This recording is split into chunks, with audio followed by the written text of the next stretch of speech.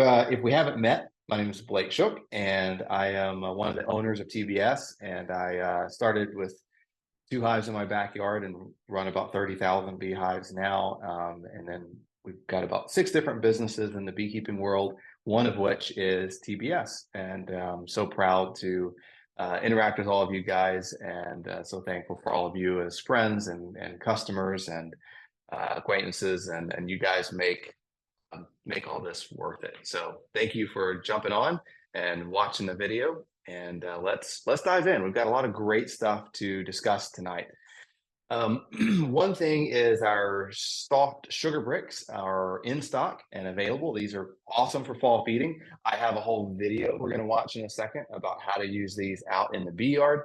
So I'm not going to belabor this one too much because we're going to dive into this one in the bee yard. You can now pre-order bees for 2025. So they went live on the website today, and you can now order bees for 2025. We also have a global pollen patties are in stock. So I'll talk about that out in the bee yard as well, how and when to use global pollen patties or any pollen patties, and when you don't need to use them and when you do need to use them. So we're going to touch on that out in the bee yard. The one thing I will mention is the reason I like global pollen patties, the nutritional profile is fantastic. The most of the studies I've ever seen that compare all the brands head to head, global pollen patties win pretty significantly sometimes in the nutritional profile of them. Then the thing I really love about them, if you're in the South, is that bees eat global pollen patties faster than almost all the other pollen patties out there. They're made a little softer, so the bees can eat them more quickly. And then they're also the real pollen in them, so the 4% or the 15% pollen makes the bees eat them faster. So I'm going to tell you something that is probably not a great sales. It's probably not great for sales that I tell you this, but I'm not a great salesperson to start with. So the real pollen in pollen patties has virtually no nutritional benefit for the bees. So when you're buying a pollen patty and it says it's got real pollen in it, 4%, 15%, whatever the percentage, that's not providing any nutritional content for the bees. The other stuff in the pollen patties absolutely are providing nutritional content, but the pollen isn't. What the pollen does is the pollen speeds up the rate at which bees eat it. So bees simply eat the pollen patty faster if it's got more pollen in it. So that's still a really good thing, especially if you're in small hive beetle territory. You want the bees to eat it faster. But it's not because of nutrition that pollen patty, real pollen is in there. It's because of this. It's helping the bees eat it more quickly, so the small hive beetles can't get started in it. So there you go, little insider information there. Okay, so I'm pretty pumped about this. So I just told you bees are for sale on the website right now for 2025. So last year we did a really big sale in late December, and it was a huge success. And we thought about it and said, well, we don't want everyone to wait until December to buy their bees this year for 2025, waiting for a big sale. So we decided that the biggest sale of the year from now on, we would do right when we start selling bees. So, so for the next 10 days, this is the best sale that we'll offer on bees for the 2025 season. And so you'll see this in an e-blast in the next couple of days, but it's only for 10 days.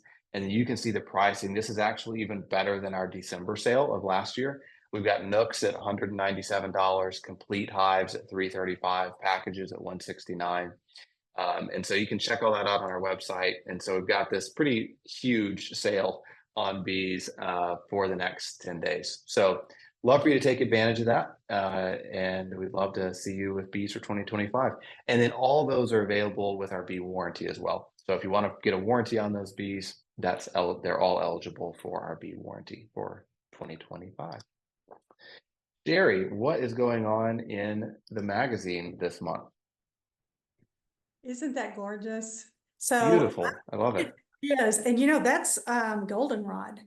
our, I'll call him in-house photographer, Paul, that's our manager at the Dayton location, took this picture and just for his benefit, or mem will say against his benefit, I cropped it down to fit right in the center of that picture, but it's a gorgeous full picture. And if you look further into this issue, it's the whole picture. It's gorgeous and perfect timing, right? For goldenrod, right? Perfect timing. The season's about to change, y'all. I don't know. Can you tell? The weather's changing. It's kind of got a breeze. It's weird outside. I don't know. We're Southeast Texas. Where are you? Is it doing that? It's not cooler yet, but it's supposed to be coming. Well, this issue is going to set you up for this whole month as that starts to happen. We're going to talk about winter hive preparations in there. It's not too late to make fall splits. And I know that there's somebody out there going, really? Is it not? It's really not. You can do that this time of year. Best Varroa treatments for this time of year. I just drilled it down to that. It's really just that simple. There's some that you can, some you can't. And we kind of work our way through that. And a ton more topics, drone layers, looking beyond the obvious. I kind of am partial to that since I wrote it, but it's hive inspections that when you go in, you're just kind of looking beyond the obvious of what we always think we're looking at and try to drill down under what's possibly happening, even if you can't see it. So check that out. All right, I'm ready for the spotlight.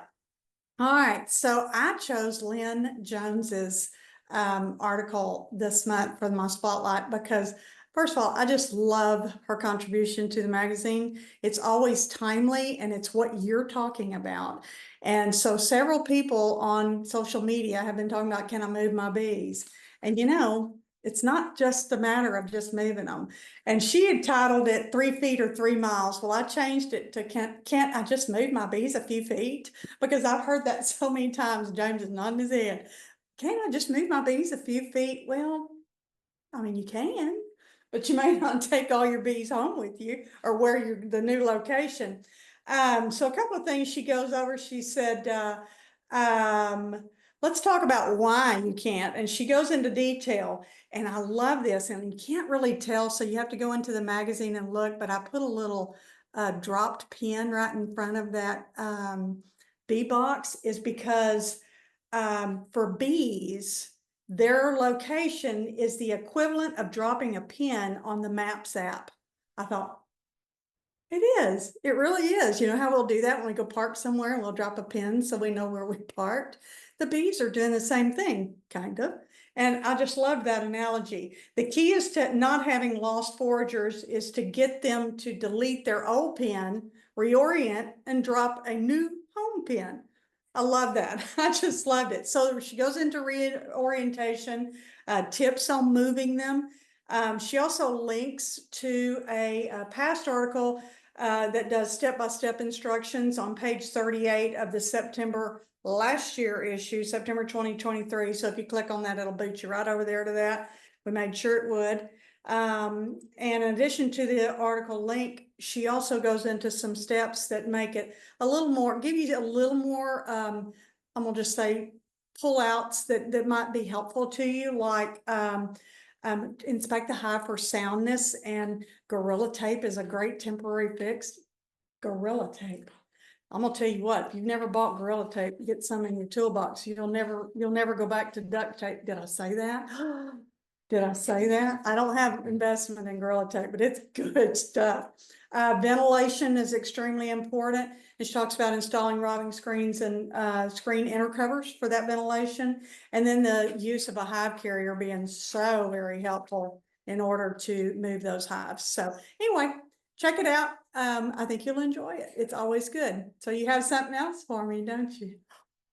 What is that, y'all? What does that say? Exciting changes to the magazine? New, easier to read format coming in October? I'm super excited about this. So y'all been telling us for quite some time, actually, since the magazine came out, that on mobile devices particularly, this little one and the ones that we sit in our laps as we watch TV late at night, it's difficult to read. It's difficult to download and so forth and so on. Well, our team has been behind the scenes for quite some time, and we have got the greatest format that is going to make it easier to read, easier for you to go and access these articles. And it's all coming for October. And I truly cannot wait for you to see, because we did this for you. And we really hope that you love it as much as we think that you will. So get ready. And if, oh, I want to say before Blake starts, if you have not signed up for the magazine, you'll still do it the same way, because we want you to go in and sign up so that you are on the cusp. You will be one of the first to see how we've redone things.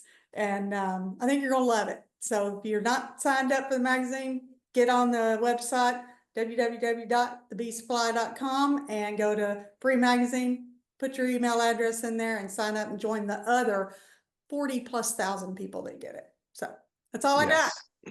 Thank you, Sherry. It's going to be awesome. Yeah, we're really excited. We're kind of taking a fresh new look at a lot of our educational material these days. How are we doing the magazine? We're taking a fresh look at this webinar, and the magazine was the first thing that we're reformatting and putting it in a format and a system of delivery. Let's put it that way. That's more digestible, easier, faster for you to read. And then we're also going to be making changes to this webinar to make it probably a little bit shorter and a whole lot more awesome. So that'll be coming soon. If I haven't mentioned it, I mentioned it last month. There was a survey at the end of this webinar for you to fill out. Please fill that out this month as well, and that will help us help guide us the direction that we should go. So let's jump out into the bee yard and see what the bees have been up to as things start to cool down just a bit, and they are getting ready for winter along with us. I think we're all excited for winter. So here we go. Hey friends, great to be with all of you. It's September, and I'm out here at one of our bee supply bee yards, and I was too lazy to walk into the store and grab my favorite smoker fuel, which is burlap. And so I just grabbed a couple handfuls of half wet, dry grass, like we've all done in the bee yard when we run out of smoker fuel. And now I'm paying the price in two ways. One, I'm sitting here having to smoke it to keep it going. And then grass just stinks. If you've ever put grass in a smoker, oh, it smells so bad. So my favorite smelling smoker fuel of all time is cedar shavings. Smells amazing. My favorite smoker fuel of all time is burlap. You don't have to have starter. It's your starter and your fuel, and burlap just works great. And it doesn't smell anything like this terrible grass smell. So I think I got it going. But today in the bee yard, we're really just going to be prepping bees for winter. I mean, we are down to the final weeks before temperatures really start cooling off and bees really start going into their winter clusters. So you know, we're wrapping up mite treatments, we're wrapping up feeding. You know, if you're in the South, September is kind of the last month to really make sure your bees are completely ready for winter. If you're in the central US or further north, I mean, you're down to a couple weeks before the bees start clustering and it gets too cold for them to really start drinking syrup and eating pollen patties. So we're in the home stretch.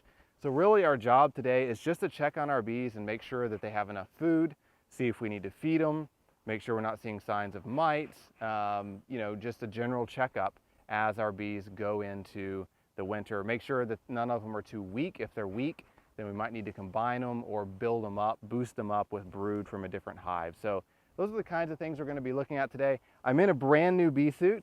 This is a test bee suit. I'm so fortunate that I get to try out a lot of our test products out in the bee yard. And we're redoing our super suit. So we've got some really cool new features that are coming soon to our super suit, and we're in the final stages of testing and trialing those. So this is one of our final versions of our super suit, and I'm so tempted to like tell you about all the cool new features, but maybe next month. I'm just trying it out in the bee yard today and seeing if I can get myself stung or not. So let's jump into the bee yard and see what the bees are up to. So let's jump into this hive. You know, here it is, it's September. Our bees are starting to shut down for the winter. You know, what am I looking for when I'm going through a hive?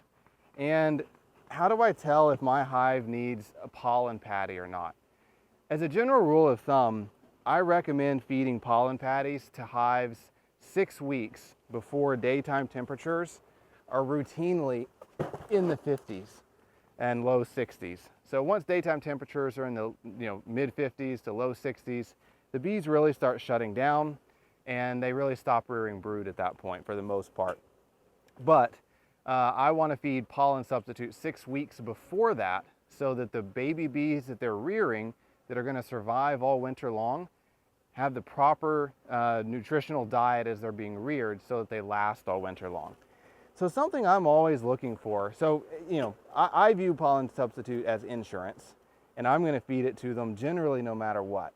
But I want to show you guys some of the things I'm looking for as I'm going through a hive to see, might they not need it this year.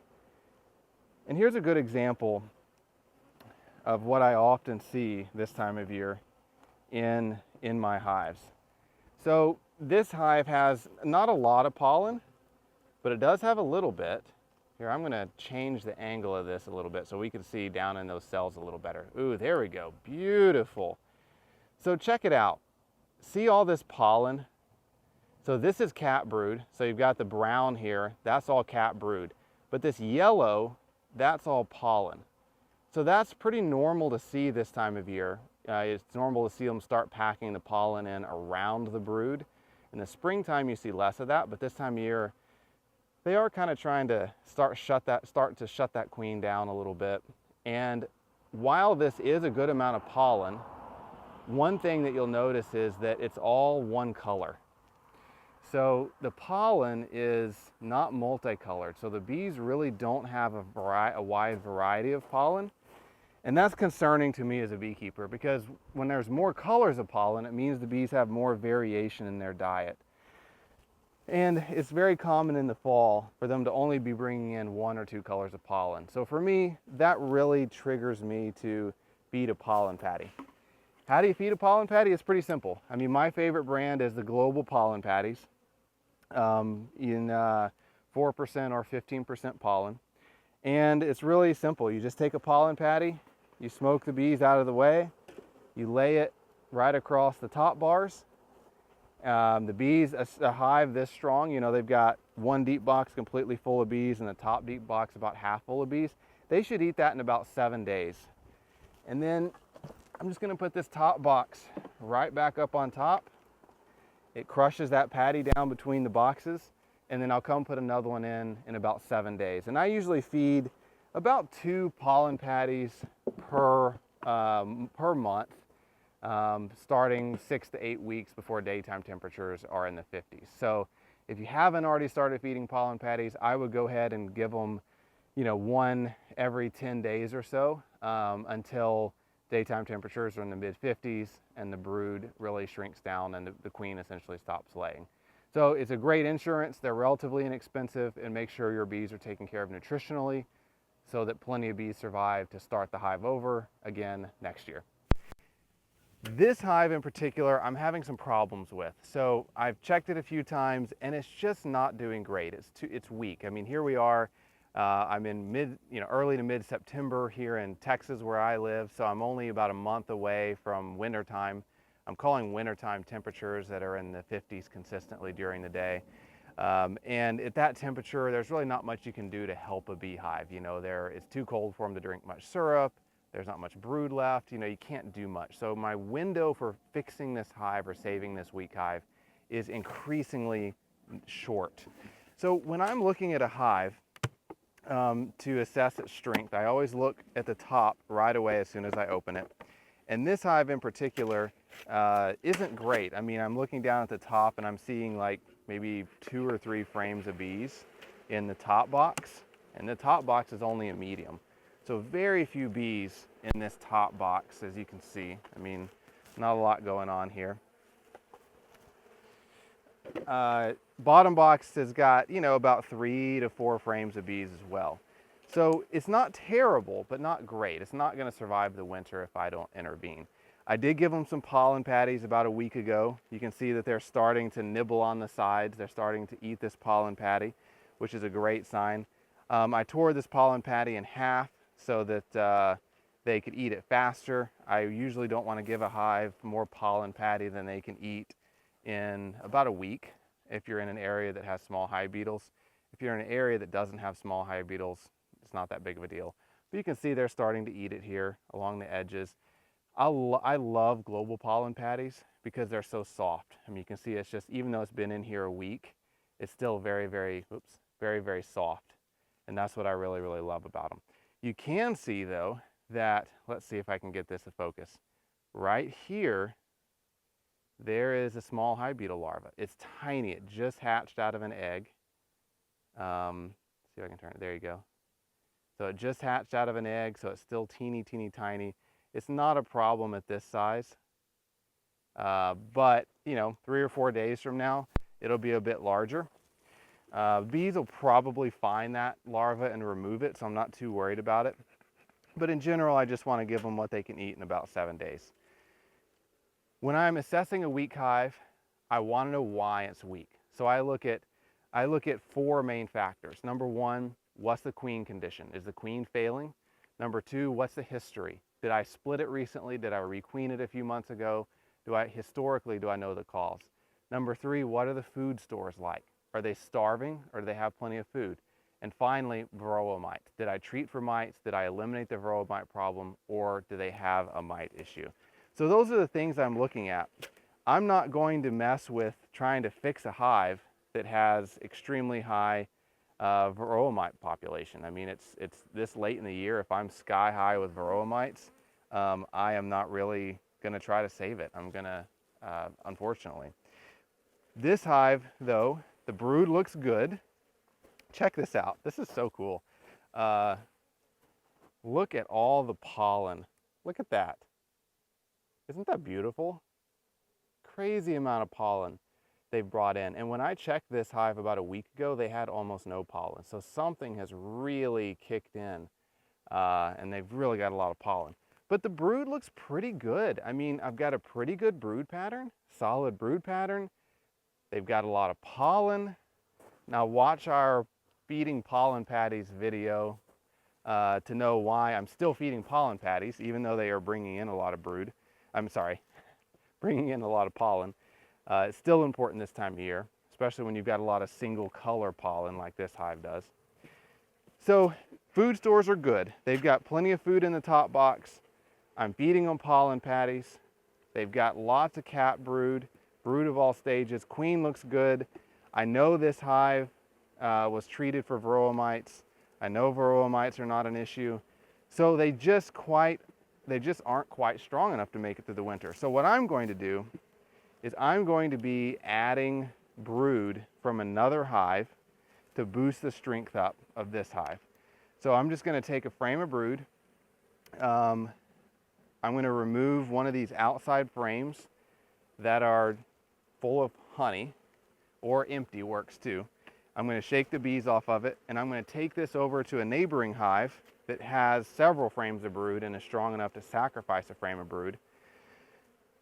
I'm going to take that frame of brood from another hive, and I'm going to put it right in the middle of this brood box because I want them to keep it warm at night. And I'm going to do that once a week for the next 4 weeks. So over the next 4 weeks, I'm going to add 4 frames of brood to this hive. Now make sure the hive you're taking the brood from can sacrifice it. So it needs to be a strong hive with, I would say, 6 or 7 frames of brood. And you want to take a different frame of brood from a different hive every time. So I'm not going to pull 4 frames of brood over a 4-week period out of one hive. I'm going to pull it from 4 different hives. That way I'm not weakening any of my stronger hives. But at the end of 4 weeks, this hive is going to have had 4 frames of ideally capped brood added to it. It's going to be tremendously stronger. It'll make it through the winter just fine at that point because it doesn't have any of those pre-existing conditions like mites, food issues, queen issues, etc. So that's my plan for boosting this hive up. I'm pretty confident it's going to work. I will also probably give this hive one of Stan's soft sugar bricks every couple of weeks, and that will just guarantee that they have a steady trickle of food to keep all that new brood fed. And this hive should be just fine surviving through the winter under those conditions. I'm going to talk for a second here about when to feed your bees in the fall a liquid feed versus one of Stan's soft sugar bricks, which I absolutely love, especially for small scale or sideline beekeepers. You know, liquid feeding is really needed when your hive needs to store a lot of food in a short period of time, and daytime temperatures are consistently in the 60 or above degree range. Once daytime temperatures drop below about 60 degrees and you're in the 50s consistently, bees just aren't going to drink syrup. They're in a cluster and they're not going to move over to the feeder, drink syrup, and store it in the comb. So when those temperatures cool off, you need one of Stan's sugar bricks, because the bees, you can put this right over the cluster, right on top of the bees, which I'll show you in a minute, and the bees will still be able to eat it and nibble on it over the winter. The other time where I would use syrup is if your bees need a lot of food. So if it's, you know, right now it's September, we're coming into winter here very shortly. If your bees still need 20, 30, 40 pounds of food, you need to feed them a liquid diet, because they need to eat a lot and store it fast. And so I would be feeding them a liquid syrup. If your hive really has almost all the food they need, maybe they're only 5, 10 pounds away from your goal, then something like one of Stan's sugar bricks is ideal, because it just gives them that trickle of food, and they may not need a whole nother gallon or 2 or 3 of your liquid syrup. So that's some pointers on telling the difference on which they need. And just as a reminder, if you're in the southern United States, most strong hives, strong being 1 deep box full of bees or more, needs about 30 to 40 pounds of stored honey or syrup to overwinter. Central United States, you're going to need more like 50 to 60 pounds. Northern US, you're going to need more like 70 to 80 plus pounds to overwinter. So this hive I felt like was a great candidate for a sugar brick, one of Stan's sugar bricks, because it's got a good bee population. But they're a little short on food. I mean, I've got a deep box full of bees down below. I've got about half to 2/3 of a medium box full of bees up above.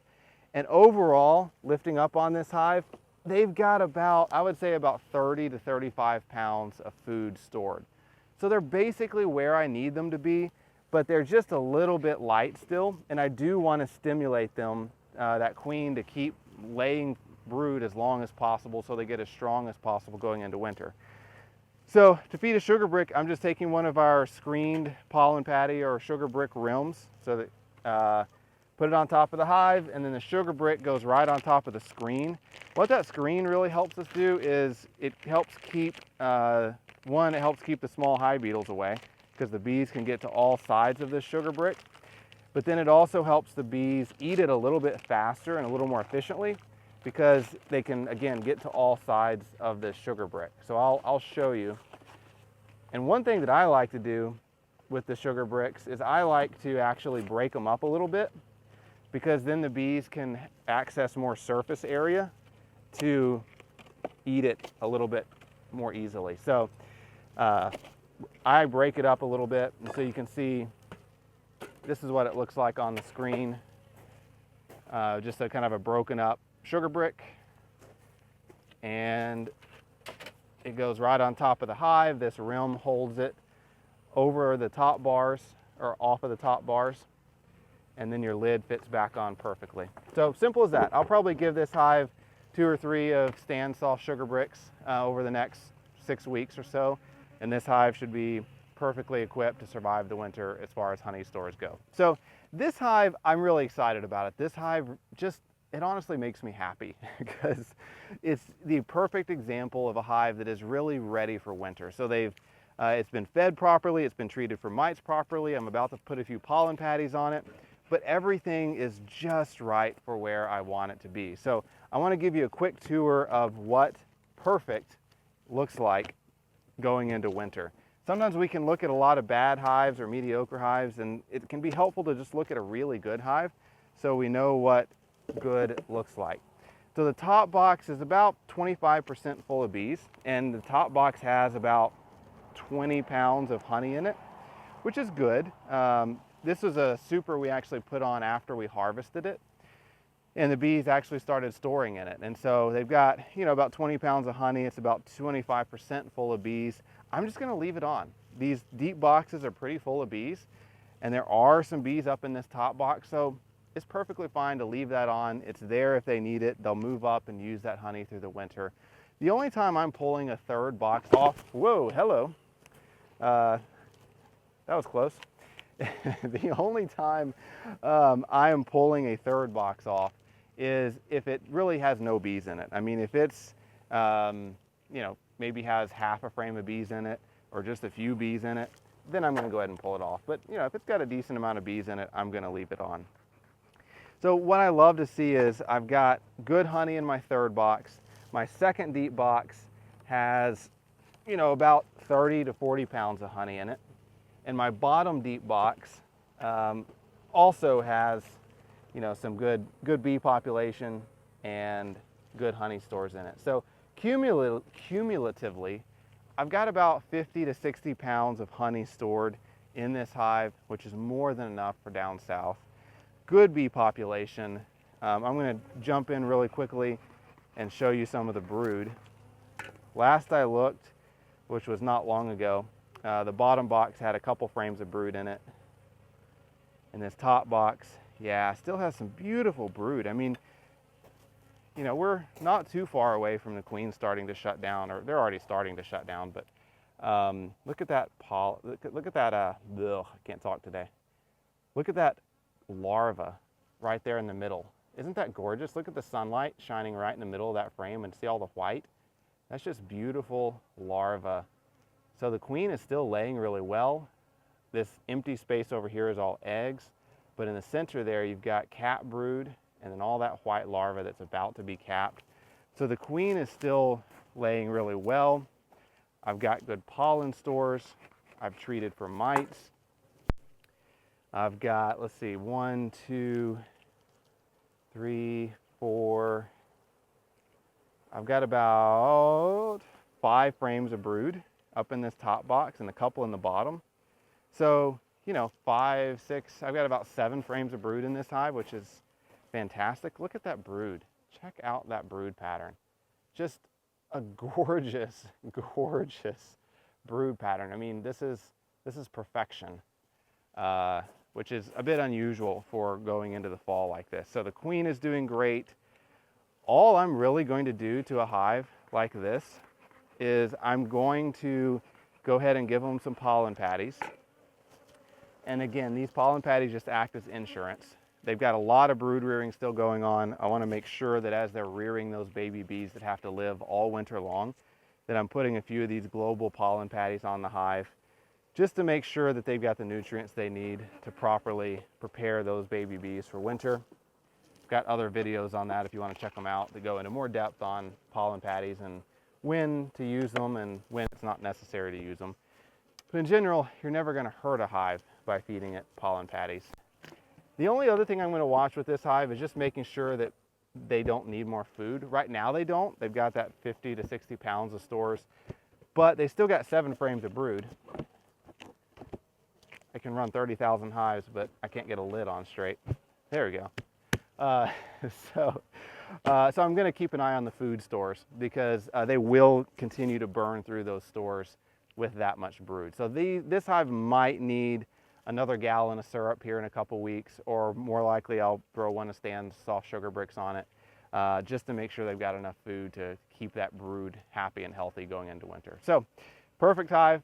If your hive looks like this, you should be in good shape for next spring. Okay, so that's what's going on in the bee yard. Lots of fun activities. Let's talk about September tips and what we really need to be focusing on that we didn't just touch on in the bee yard. Conditions wise, it's getting fairly dry. So if you go back and look at the drought monitor from a month ago, it really wasn't bad. The last month has been a pretty dry month for most of the country. I mean, you can see we've got a lot of yellow, a lot of tan, and then we're getting some red in some areas. It's certainly getting drier across the country. So that's not the end of the world because we are winding down from a honey crop or a honey flow, pollen flow perspective. But one thing that that fall rains do is they help set us up for the honey flow next year. So, you know, if you're in an area of drought, you may not have as good of a pollen flow as normal, and you want to consider feeding some pollen patties.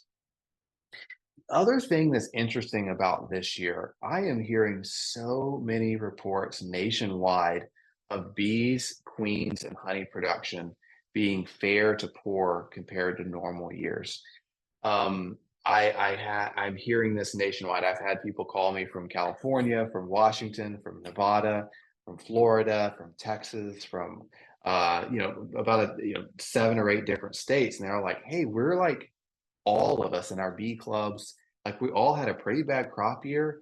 We've had a lot of death and losses on hives this year. We've had a lot of queen problems this year. And so it seems to be worse than normal nationwide. And so the best culprits I've been able to identify has been weather. We've just had some pretty irregular weather patterns this year, and that certainly affected queen mating nationwide. And so I would say, as pretty much nationwide, queen mating wasn't what it should be this year. We had a lot of rainy, windy conditions uh, in all the regions of the US that raise queens.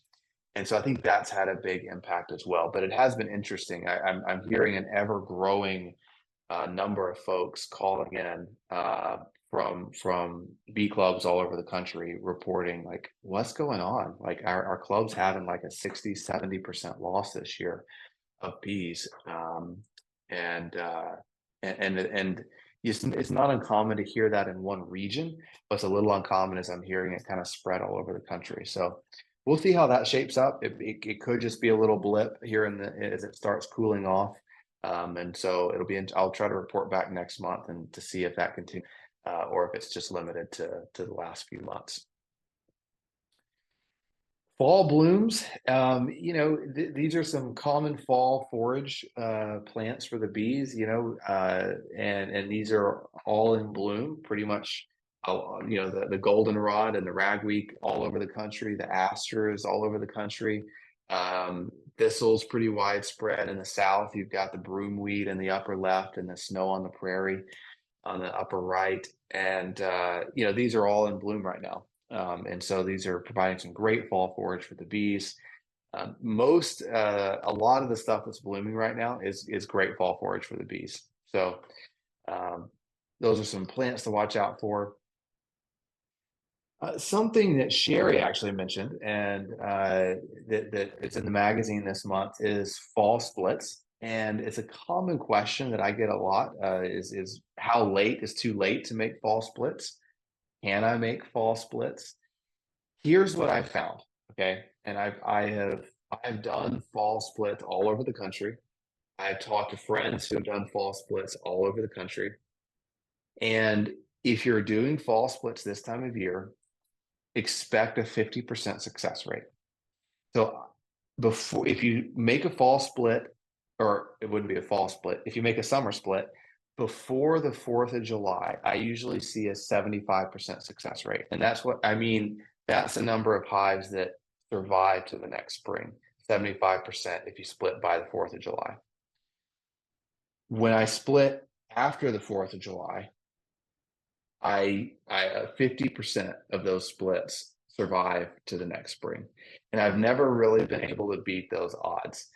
So you can do fall splits. You can do fall splits right now if you want to. But don't expect a great success rate.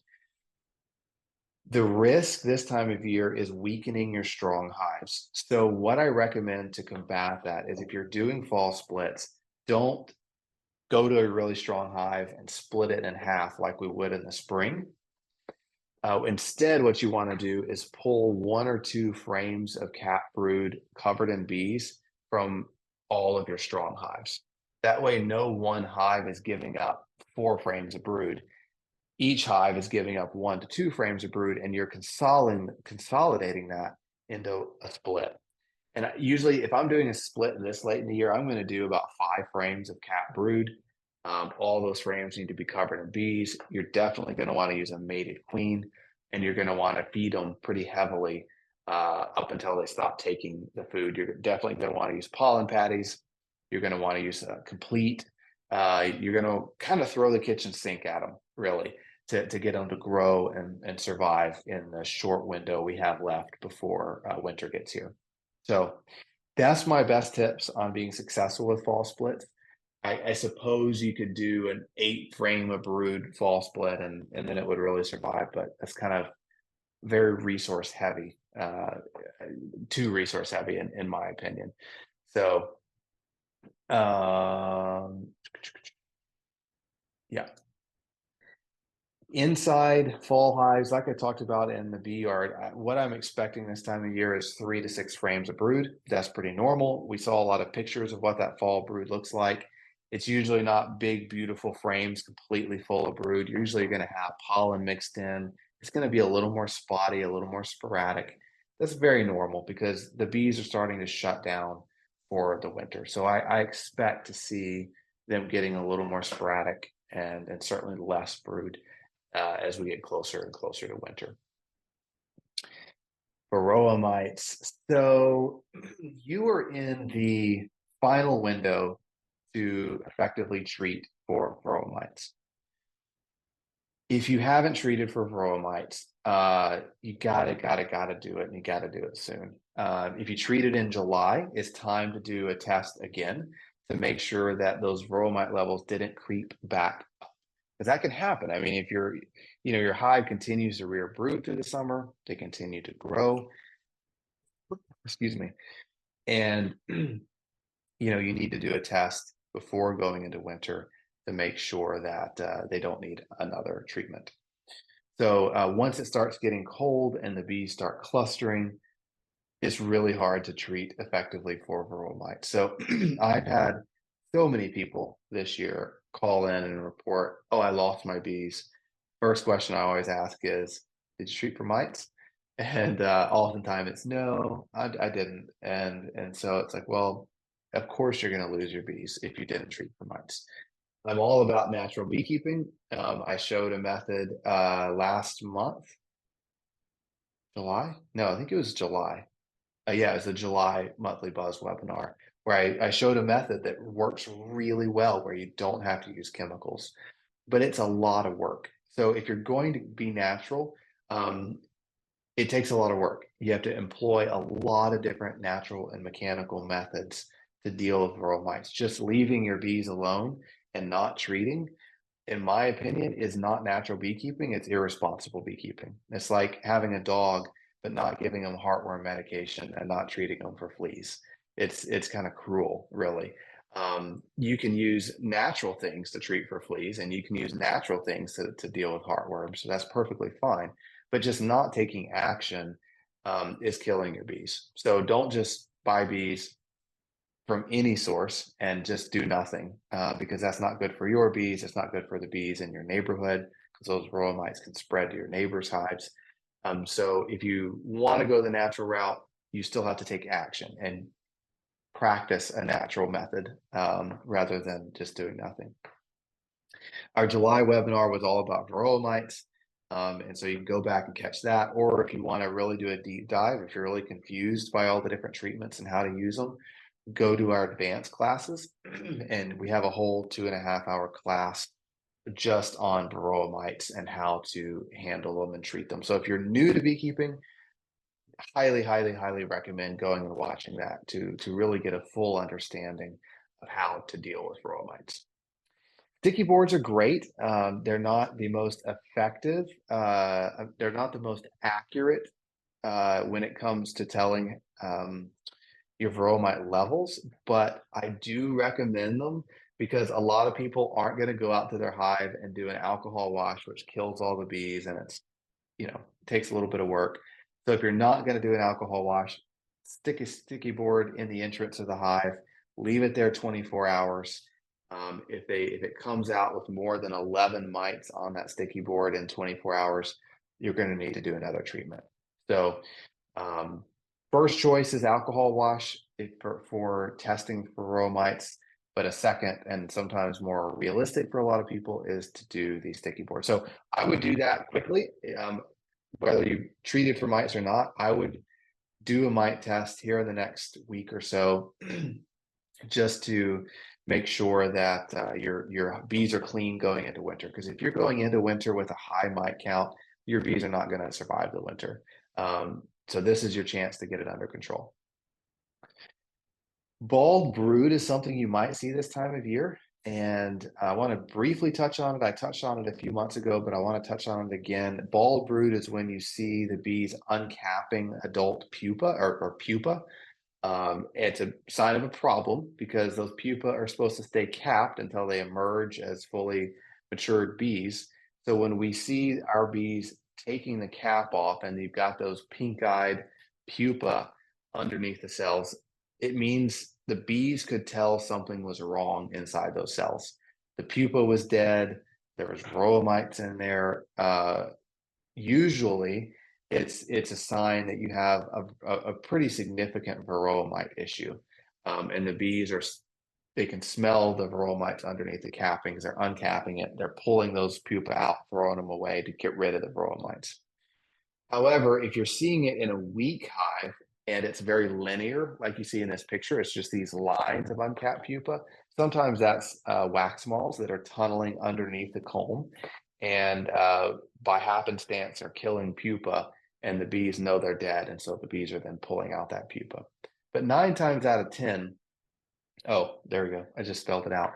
If it's wax moths, you kind of see it in these linear patterns, typically found in small or weak hives. When it's Varroa mites, it's very scattered. It's not in a linear pattern. There's a cell here that's uncapped. There's a cell over here that's uncapped. The cells appear more chewed down, and it's the bees removing them because they can tell there's Varroa mites under there.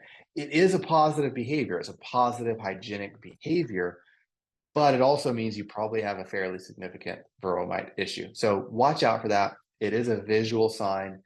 Don't rely on that because you can still have a high mite count and the bees aren't uncapping pupa, which is why we really rely on the sticky board or an alcohol wash. Switching gears to feeding. Talked about feeding out in the bee yard a bit, but this is the month, the week really, beginning of September, when we transition from trickle feeding to winter feeding. So all summer long, we've been giving bees 1-to-1 sugar water, a little bit of pollen patty, giving them, a fourth a gallon a week, kind of this steady trickle of food to keep the queen laying, keep the bees busy. That ends now. So now we're switching gears to either stopping feeding or we're accelerating feeding, depending on what's going on in our bees. So with pollen substitute, I'm pretty much feeding as much pollen substitute as my bees will eat now through November. I'm making sure they eat everything in about 1 week, and I'm giving them a 1 to 2 day break between pollen patties. So for me, that means I'm usually feeding, 2 to 3 pollen patties in September and 2 to 3 pollen patties in October. I'm going to disagree with myself a little bit here. I don't always feed pollen patties through the month of November. The only time I'm still feeding pollen patties in November is if I'm in a very warm area and my bees still have a lot of brood. So if it's a really warm winter down south and your bees still have 2 or 3 frames of brood, you can give them, a pollen patty, maybe one in November. In most cases, giving them a bunch in September and October is sufficient because usually by the end of October, anywhere in the country, you really don't have much brood left. Sugar syrup, I'm really I'm feeding 2-to-1 syrup, like I mentioned earlier. In the South, 30 pounds to 40 pounds per hive. Central US, 60 pounds. Northern US, 80 to 100 pounds. And if I'm already there, I'm just maybe feeding a sugar brick and calling it a day. But if I am not anywhere close to where I need to be stores wise, I'm going to be giving them, a gallon or 2 gallons of 2-to-1 syrup at a time. Because September is really your final window when it's still really, really warm, and the bees are going to readily drink sugar water. So if you put sugar water in your feeder right now, bees are going to be all over it.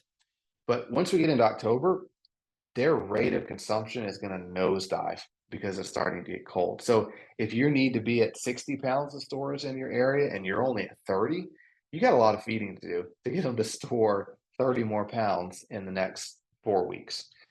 So, yeah, the rate of feed depends on how much honey your hive currently has. The final note I want to make on this is that if you've got a weak hive, they don't need that much to overwinter. Though that 40, 60, 80 poundage I'm referencing is for a hive that's at least one deep box completely full of bees or more. So a strong hive, that's how much they need. If they're, 2/3 of a deep box full of bees, well, they probably need 15 to 20 pounds less stores to properly overwinter. So when I throw out those numbers at 40, 60, 80, that's for a healthy, good, strong hive and what they need. Okay, why feed pollen substitute? I kind of touched on this out in the bee yard pretty thoroughly. So I'm not going to touch on it here because I think I covered all those points out in the bee yard.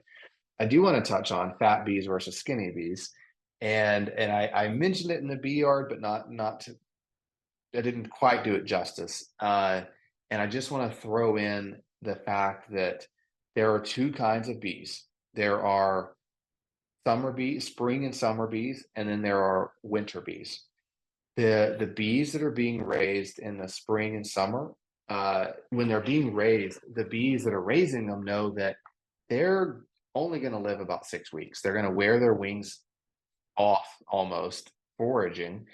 And so they are only going to live 6 weeks. So we don't need to feed them quite as nutritionally sound of a diet as fall bees. Fall bees have to survive all winter long. They've got to be like 6-month bees. They've got to survive all winter and then restart the hive next year.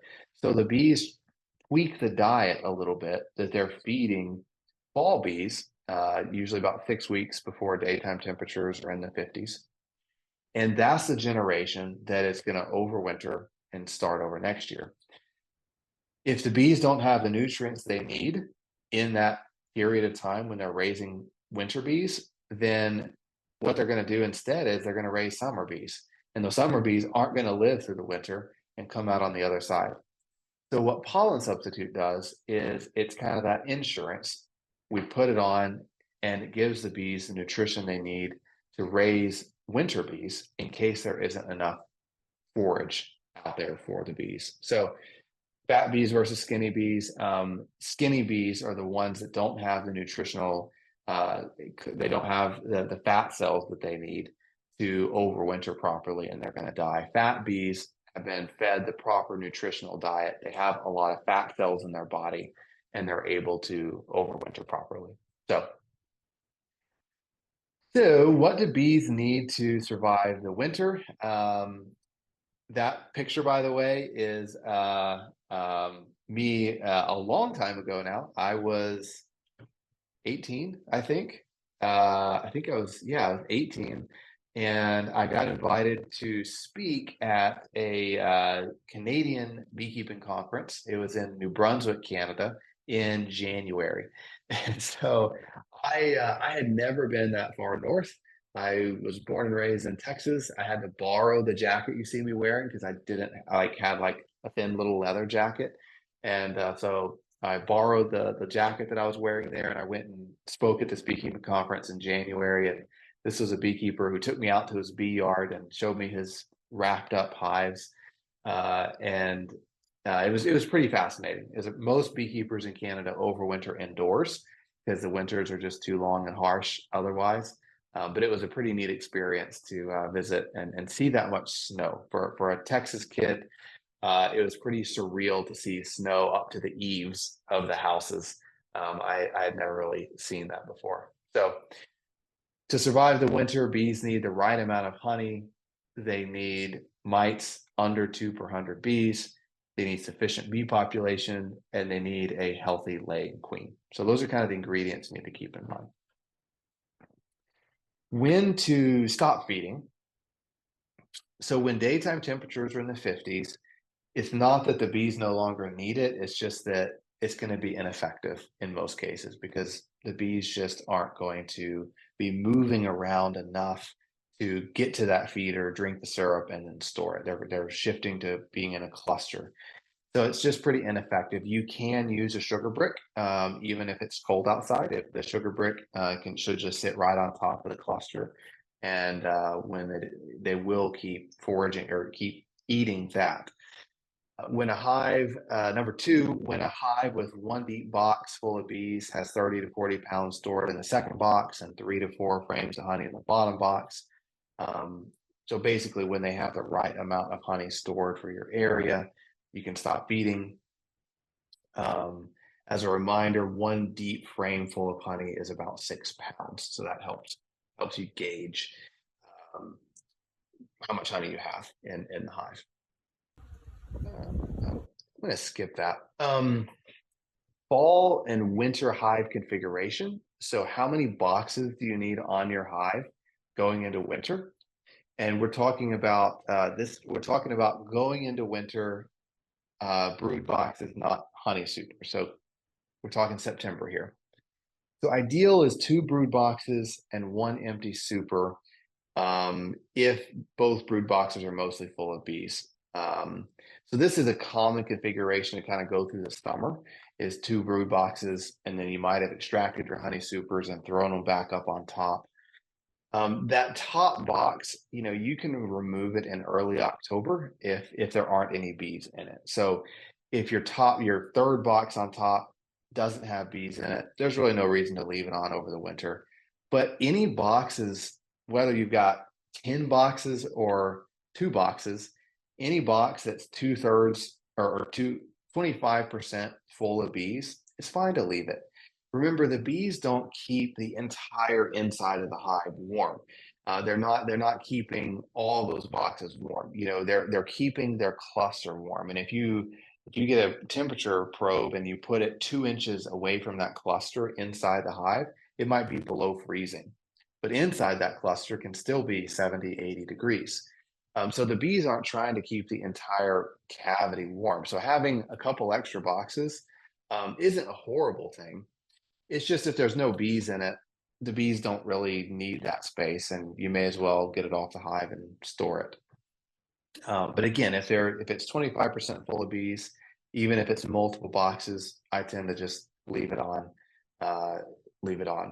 If you've got a single story hive, you can overwinter with a single story hive. You're just really going to have to watch the food stores. You want to feed them pretty hard right now. You want them to have 4 to 6 frames full of honey, and then you might have to feed them a sugar brick or 2 through the winter to keep them with plenty of food. So it's just more complicated. You just got to pay more attention to feeding if you just got 1 box. Fixing weak hives. Talked about that in the bee yard just a tad, but just as a reminder, you depending on where you are in the country, you've got a couple weeks or maybe a month to a month and a half tops to fix those weak hives, boosting them with brood before winter months arrive. So how to assess, is your hive weak or strong? Good question. Glad you asked. So let's talk about real quick, what is a frame of bees? I've talked about that a lot this evening. Frame of bees. How many frames of bees? So 1 deep frame, covered at least 2/3 with bees on the front and the back, is considered a frame of bees. So if you lift up a deep frame and it's covered 2/3 with bees on the front and the back, that's considered a deep frame. So when I don't pull out every frame and count bees on the front and back. What I do is when I lift off the lid or break a box apart, before I smoke it, I look down between the frames and see if they're full of bees. So here's a good example. This picture on the bottom here, we can see which frames are covered in bees, right? We've got 1, 2, 3, 4, and kind of a half. We've got about 4.5. We've got about 4.5 frames of bees on this bottom left picture. But you can easily see these outside frames, there's no bees on those frames. Now, once we smoke this box, it's going to be really hard to tell because all the bees are going to run down. On this top box, we can quickly look and we can see that between all these frames, there's bees. So I would say this top box is 8 to 9 frames of bees. This bottom left is 4 to 4.5 frames of bees. This one over here on the top right, again, is 9 to 10 frames of bees. And so you can get a really good feel for the strength of your hive just by looking at it once you open it. Keep temperature in mind. If you're trying to look at your bees and it's 40 degrees, they're going to look a lot weaker than they really are because the bees are really clustered tightly. Conversely, if you're looking at them when it's 98 degrees outside, they're going to look stronger than they really are because they're going to be more spread out. My ideal time to accurately gauge population is when it's in the 60s. So 60, I would say 60 to 75 degrees is kind of the time that I feel like I get a most accurate picture of how many frames of bees there are. So that could be the middle of the day, or it could be first thing in the morning, late in the evening. But that's the temperature range where you can really accurately assess how strong your hive is. Hive growth chart. So I made this a few years ago, but you've got the months. The orange bar is how many frames of bees I want in my hives. The blue means if it's that many frames of bees, they need work. And then the orange, well, what color is that? The rust color is beyond saving. So as we look at September here, the numbers over here on the far left, that's frames of bees. So my goal in September is that I've got at least 10 frames of bees. That's my goal. More is great. I'll take more any day. But my goal overall is at least 10 frames of bees per hive. 8 frames of bees or less, or eight frames, they'll probably do fine through the winter. I might add a frame of brood or a frame of frame of brood from a stronger hive. But if they're 8 frames of bees, they're probably going to be okay. If they're 4 frames of bees or less, that's when I'm really going to be stepping in and adding a bunch of brood, or just giving up on them and shaking them out and moving on. Saving a weak hive, kind of talked about it earlier, but you can add brood, you can add bees. And so I do this occasionally. If I've got a hive that really needs bees, I'll go to a really strong hive that can sacrifice some bees. I'll get a frame I'll find a frame of larvae in that strong hive, because a frame of larvae means the bees that are all over that frame are going to be nurse bees. I'll take that frame and I'll shake all those bees off in the entrance of the weak hive. And then all those bees are going to run in. The nurse bees are readily accepted by the other bees. Something about nurse bees, they're younger and they're just readily accepted into another hive. The foragers who are not accepted are just going to fly away. And that's a quick way to boost the bee population of a weaker hive. Make sure the strong hive you took it from, it's 2 boxes full of bees, a really good strong hive, and I wouldn't take more than 1 or 2 frames of bees from it. And then make sure your queen isn't on the frame that you're shaking off in front of the weak hive. That's really important. Varroa control is critical for saving a weak hive. Feeding syrup if they're strong, feeding pollen substitute, and then I would use complete or bee cleanse in case they have any sort of a brood disease or a brood issue. If you haven't already, remove your queen excluders. You shouldn't have queen excluders on any hives this time of year, so pull those bad boys off if you haven't already. What can happen is if you've got a queen excluder on throughout the course of the winter, the cluster can move up to where more honey is, and the cluster can move up through that queen excluder, and the queen is trapped below the queen excluder and she'll freeze. So that's why, and it also really breaks apart the cluster. So there's just no reason to have a queen excluder on this time of year. So pull those off if you haven't already.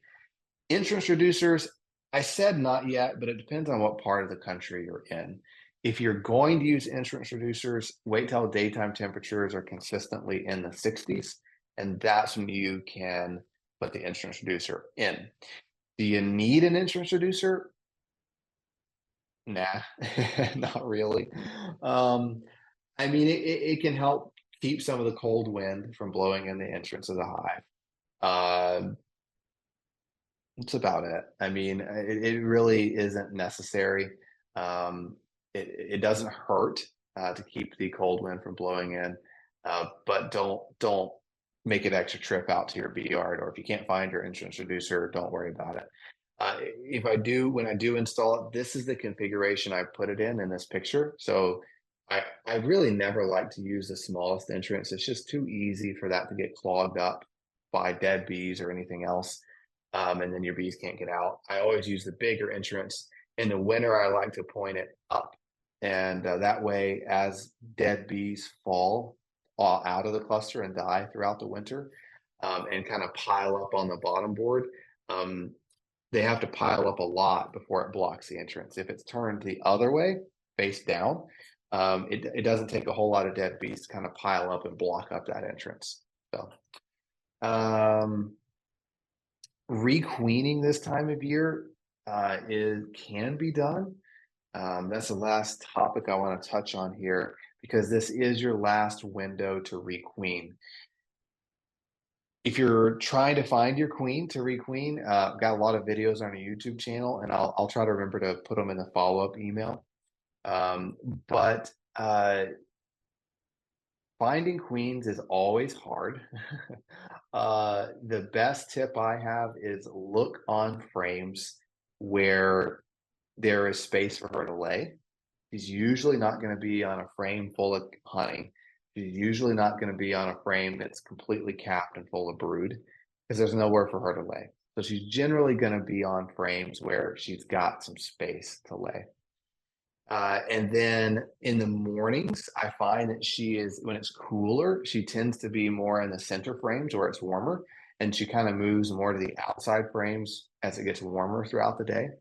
So I kind of keep that in mind.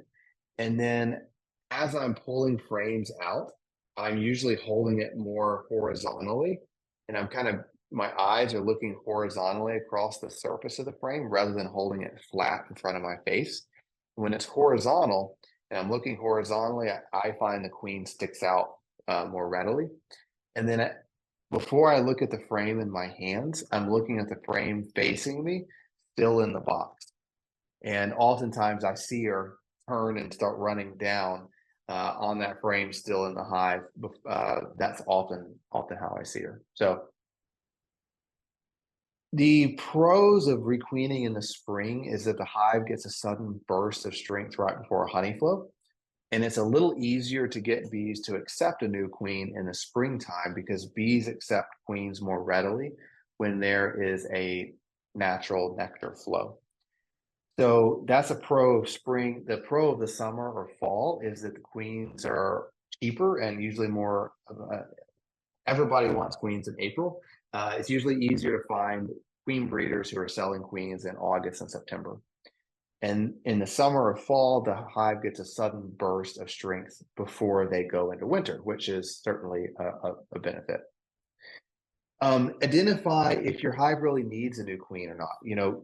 Summer brood versus a failing queen. This frame, the brood looks a little bit spotty, but the bees are starting to shut the queen down a little bit. She's laying around pollen and nectar.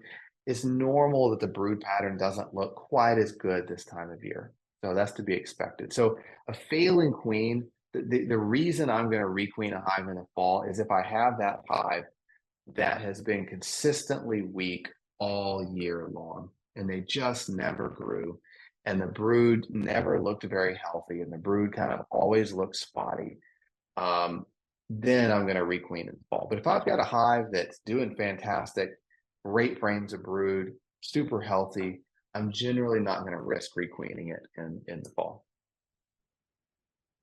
So if you are going to requeen in September, I would do it ASAP. So I would not requeen in late September. I wouldn't requeen in mid-September. I would requeen like right now. The later you wait, the harder it is to get bees to accept a new queen. So do it quickly. I would feed syrup at least 1 week before you introduce the queen, and at least 1 week after you introduce the queen. That gives them simulates more of a natural nectar flow, and that means the bees are more quick to accept the queen. Don't remove the old queen until you have your new queen in hand. I talk to people all the time that say, "Oh my goodness, I went and killed all my queens, and then something happened, and then the queen breeder can't get me the queen." Now you've got a queenless hive, and now you're scrambling. So I don't requeen. I don't kill my old queens until the new ones are in hand.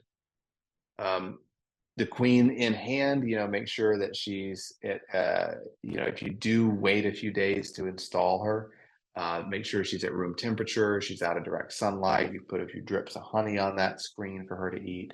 But for me, generally, what I'm doing is I get my new queen in hand. Yep, she's good, got her. I immediately go out and kill my old queen. I give it an hour or two, and then I go ahead and insert the new cage into the hive. So keep her cool. Don't let the queen, if the new queen gets too hot, if she's in direct sunlight, she may not die, but it can weaken her, and she can become an infertile queen. So kill your old queen within a couple hours, put in your new queen, and then about 7 days later, you can come back, make sure she's been released. If she hasn't been released, I get a toothpick and I poke a couple toothpick size holes in the queen candy, and then I come back in about 7 more days. And I'm looking for cleared patches, looking for eggs. 1 to 2 eggs per cell is pretty normal as the queen is just getting started laying. If I go into the hive, the queen is not in the cage, I've got queen cells all over the hive, and I don't see eggs anywhere, she probably wasn't accepted. That's the tricky part about requeening in the fall, is if she wasn't accepted, at this point, now you're probably getting too late to get another queen and get her installed.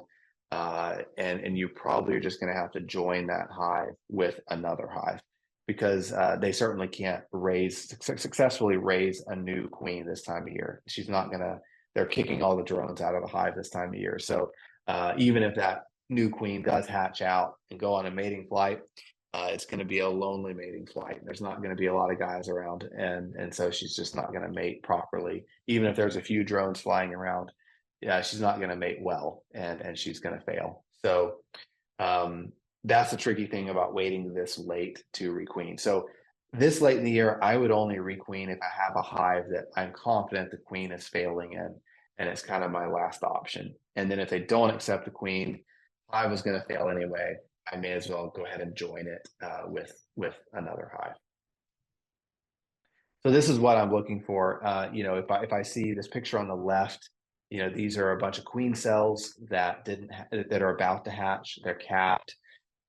Picture on the right, these are queen cells that have already hatched. So you can see, obviously the little lid is off of them. But the telltale sign that this picture does such a good job of showing is, see how all around this cell it's feathery looking, kind of that feathery textured look. And that means that queen shooed her way out. And so that's how I always know that a queen successfully hatched out of a queen cell, when it's got that kind of feathered, chewed appearance around the edge. Now, sometimes if you see these queen cells on the left, all in the hive, still look for eggs and larvae, because there are times where before the bees recognize and accept that new queen while she's still in the cage, they often will go ahead and start raising queen cells. And many times, once that queen gets out of the cage, she goes and tears a hole into that queen cell, stings that pupa, kills it, and then the bees tear the cell down. But that doesn't always happen. Sometimes that queen is released and she is out and she is laying, and those queen cells, she didn't find them and they're still being raised. So if you're going through your hive and you're like, hey, I've got eggs and larvae, the queen was accepted, but I've got these queen cells, in that case, I would wipe those queen cells out. So I would just use your hive tool, smash them. Because if those do hatch, a virgin queen is going to beat your mated queen in a fight, because the virgin queen is much more nimble and she can get around a lot better. And so she's pretty much always going to kill that old queen and win. And we don't want that. We just spent $50 on that new queen. So we want to wipe out those cells if she is present. One thing I want to share, I've just got a couple minutes left, but this is kind of fun to share while we're talking about requeening. So it's been a long time since I did this, but I used to, when I just had like 20 hives, and I was able to mess around a lot more and just do fun, piddly little things with my bees. I wondered, because I read somewhere that when two queens are fighting, um, whatever queen wins the fight uh, is immediately accepted by the worker bees. So if you know if two swarms merge together and there's two queens, the queens are going to fight it out, and the winning queen is immediately accepted by all the bees. I thought that's interesting, and so I used to do it where I'd have a hive I wanted to requeen. I would go, I would find the old queen, and I would it sounds really cruel actually now that I say it. I mean, I guess we're about to kill the old queen anyway, but I would like damage the old queen's a couple of her legs so she couldn't get around really well. This does sound terrible. And then I would take the new queen and I would put her right beside the old queen on the frame, and they would start fighting, and all the bees would gather in a circle around these two queens fighting, and they were all kind of like watching these two queens duke it out. And because the old queen was damaged and she was already old, 98% of the time the new queen would win the fight. She would sting the old queen, and and the bees, it was always amazing, the bees just instantly accepted that new queen. And I would put the hive back together, and it was like an instant acceptance of that new queen. So it's been a long time since I've tried it. I don't know that it would work every time flawlessly, but it was interesting to see the times I did play with that. That as long as you made sure the new queen won in that fight, the bees would instantly accept her. And now it's tricky. You've got to make sure that new queen doesn't fly away as you're trying to get her onto that frame. It's really delicate, but if you can pull it off, it is interesting to see interesting bee behavior, and it's a quick way to get them to accept a new queen. So if you've got an extra queen laying around, and it is interesting to see. So with that, look forward to seeing you guys next month. We'll, as always, send an email out to all of our customers or anybody that signed up for our email list at thebeesupply.com. So if you're signed up on our email list, we'll send you a follow-up email that'll have this recording. It'll have links to our magazine, links to all the other videos I mentioned, links to the products. Will all be in there, and I can't believe it, but I'll see you in October, where we really lean into overwintering and what we need to do in our bees to make sure they overwinter successfully. So thanks for your time. It's been great hanging out with you guys, and I will see all of you in October. Have a great day, everybody.